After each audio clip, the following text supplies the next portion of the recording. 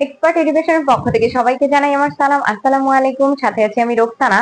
আজকে আমরা করব এসএসসি দিনাজপুর বোর্ড 2025 এর পদার্থ বিজ্ঞানের 5 আর 6 নম্বর অধ্যায় থেকে যে সৃজনশীলটা এসেছে, মিক্সড করে আসছে।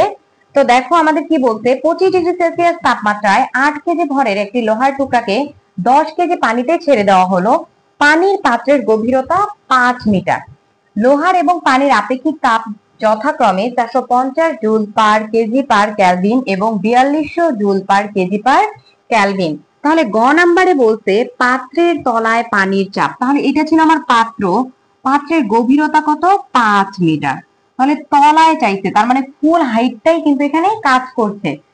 তাহলে আমি বলছি ফিজিক্সের ম্যাথগুলোর ক্ষেত্রে আমরা এখানে লিখে পাশে ইনফরমেশন গুলা লিখবো।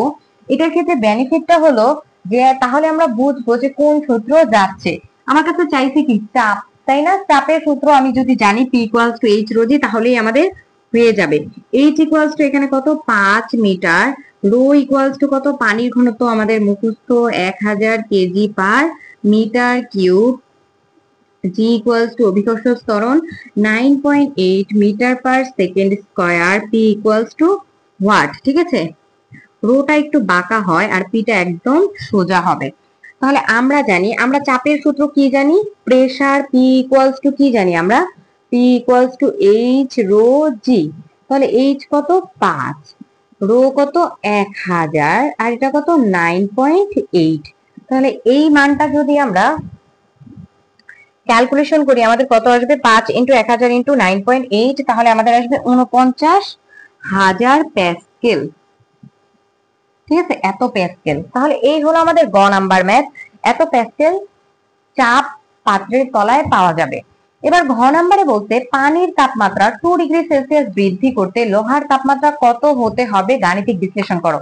পানির তাপমাত্রা বর্তমানে কি আছে সেটা ফ্যাক্ট না, বৃদ্ধি 2 ডিগ্রি সেলসিয়াস, মাইন্ড ইট, বৃদ্ধি। ব্যাপারটা কিন্তু বুঝতে হবে।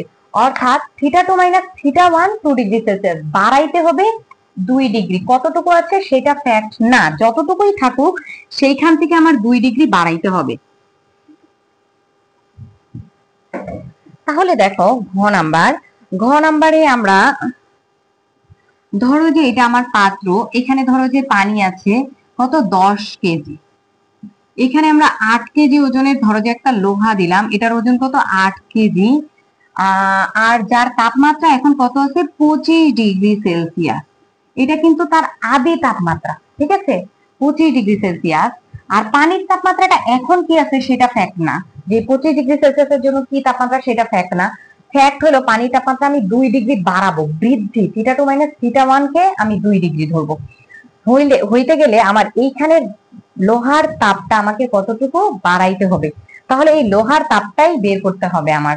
তাহলে এখানে ইনফরমেশন গুলা আমি যদি লোহার ইনফরমেশন গুলাকে 1 দিয়ে ধরি, তাহলে এখানে M1 সমান কত? 8 কেজি। তারপর কত? S1 সমান কত? 450 joule per kg per kelvin. θ1 সমান কত? 25 ডিগ্রি সেলসিয়াস। ঠিক আছে, এটাকে যদি ক্যালভিন করতে হয় তাহলে 273 দিয়ে কি করতে হবে? যোগ দিতে হবে। তাহলে 273, এটা আমাদের ক্যালভিন, তাহলে আমাদের কত হবে? 298 ক্যালভিন। θ2 ইকুয়ালস টু, মানে এই যে এইটার জন্য যে থিটা, তাহলে এটাকে আমি আয়রন ধরি, থিটা আয়রন, তাই তো? তাহলে θ1i ধরি আর θ2i ধরি আয়রনের। তাহলে এইটা হোয়াট, এটাই চাইছে আমার, যে বর্তমান তাপ 25 ডিগ্রি আছে, কত করতে হবে? বর্তমান আছে এটা আদি 1, আর কত করতে হবে। এরপর আমি লিখছি পানির ইনফরমেশন গুলা। M2 equals to 10 KG, H2 equals to 4200 joule per kg per Calvin. ঠিক আছে, এরপর আমার কাছে কি বলছে? এই θ2 মাইনাস θ1 সমান কত? 2 ডিগ্রি সেলসিয়াস। এখন এখানে তোমাদের মনে হইতে পারে যেখানে তো ডিগ্রি সেলসিয়াস হচ্ছে, এটা ক্যালভিন করবেন না? মাস্ট, এটা ক্যালভিন করলেও আমার 2 ক্যালভিনই আসবে, কারণ এটা কি তাপমাত্রার পার্থক্য। অর্থাৎ θ1 এর সাথেও কিন্তু কি ছিল আমাদের? 273 যোগ করতে হয়েছে, θ2 এর সাথেও 273 যোগ করতে হয়েছে। তাহলে দুইটার সাথে যোগ করলে আমাদের কি ফাইনালি কি একই মান আসবে না, এই জন্য theta two minus theta one. তাহলে আমাদের এটা কি পানির ক্ষেত্রে, তাহলে আমরা এটাকে ডাব্লু দিয়ে দিই, ঠিক আছে, theta to W R theta one W. তাহলে এই হলো আমাদের ম্যাথটা। এখন দেখো যে আমরা কি জানি, ক্যালোরিমিতির মূল নীতি অনুসারে আমরা জানি একটা বস্তুর গৃহীত তাপ ইকুয়াল টু অপর বস্তুর কি বর্জিত তাপ। তাহলে আমরা এটা লিখে ফেলি, ক্যালোরি নীতির মূল বা ক্যালোরি নীতির নীতি অনুসারে দিলেও হবে। বরফটা কি তাপ বর্জন করবে না, আর পানিটা তাপ গ্রহণ করবে, কারণ আমি তো বরফকে গরম করব, সেখান থেকে যেন 2 ডিগ্রি তাপ কি পানিটা নেয়। তাহলে কি বরফের বর্জিত, বরফ তো না সরি, এখানে লোহা, ঠিক আছে, এটার ক্ষেত্রে লোহা, লোহাটা যেহেতু গরম আছে, এখানে আমাদের কি হবে, লোহাটা তাপ বর্জন করবে আর পানিটা তাপ গ্রহণ করবে। তাহলে বর্জিত তাপ ইকুয়ালস টু কি গৃহীত তাপ। ভুল করে এই অধ্যায়ের ম্যাথ গুলা খালি বরফ বরফ দিয়ে করতে করতে বরফ চলে আসে, কিন্তু এটা হবে লোহা, ঠিক আছে, গৃহীত তাপ, গৃহীত তাপ। তাহলে দেখো বর্জিত তাপ কার, লোহার, এখানে আমাদের কত আসবে, লোহার জন্য ইনফরমেশন গুলো আমাদের কি M1 S1 ডেল থিটা, তাই তো, তারপর কত M2 S2 ডেল থিটা। এই ডেল থিটা কি তোমরা কিন্তু ডেল টি বলতে পারো, ঠিক আছে, যা ডেল থিটা তাই কি ডেল টি, কোনো সমস্যা নেই, টেম্পারেচার তাপমাত্রা কোনো সমস্যা নেই, তাপ। তাহলে দেখো আমাদের এখানে M1 S1 ডেল থিটা মানে কত, থিটা টু মাইনাস, তাহলে এটা আমাদের কত ওয়ান যেহেতু ধরছি, থিটা টু আই, আয়রনের ক্ষেত্রে তো 1 I, ঠিক আছে, এখানে M2 S2 theta 2W theta 1W। তাহলে দেখো আমাদের এটা কত হয়, আমরা এখানে কোনটা বের করব, জাস্ট এটা বের করব। তো এটাকে একদিকে রেখে আমি আস্তে আস্তে বাকি সকল কিছুকে আরেক দিকে নিয়ে যাব। তো theta 2I minus theta 1I সমান আমাদের কত হয়, M2 S2 theta 2W minus theta 1W by M1 S1। তাহলে দেখো M2 মান আমরা কত পাইছি, 10 কেজি, S2 মান কত, 4200, এইটার মান কিন্তু আমরা পুরাটার মান পাইছি 2, ঠিক আছে। তারপরে আমরা এখানে কত পাইছি, M1 কত 8, S1 কত 450, থিটা 2I থিটা 1I এর মান আমরা কত পাইছি, 25 ডিগ্রি সেলসিয়াস, বা এটাকে আমরা কত বলতে পারি, 298 কেলভিন।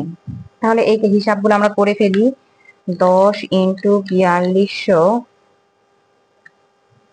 ইন্টু 2 ভাগ 8 ইন্টু 450, ঠিক আছে,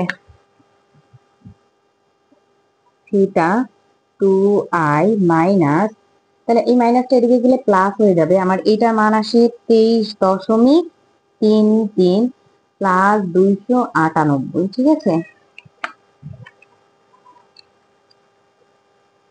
তাহলে এটা কত হয়, থিটা 2I সমান 321.33, এটা কিন্তু কি কেলভিন, তাই তো। তাহলে যদি সেলসিয়াসে করতে যাই তাহলে কত হবে, বা থিটা 2I সমান 321.33 মাইনাস 273, কত 48.33 ডিগ্রি সেলসিয়াস, ঠিক আছে। তাহলে আমাদের বলছে যে লোহার তাপমাত্রা কত হতে হবে, তাহলে লোহার তাপমাত্রা হতে হবে আমাদের 48.33 ডিগ্রি সেলসিয়াস, এটাই আমরা লিখে নিব। অতএব পানির তাপমাত্রা 2 ডিগ্রি সেলসিয়াস বাড়াতে লোহার তাপ হতে হবে 48.33 ডিগ্রি সেলসিয়াস। এখানে কিন্তু লোহার তাপমাত্রা কত হইতে হবে এইটা চাইছে, আমাদের কাছে কিন্তু বলে নাই যে কত বৃদ্ধি করতে হবে, তাহলে কিন্তু আমরা বিয়োগ করে দিতাম। ঠিক আছে,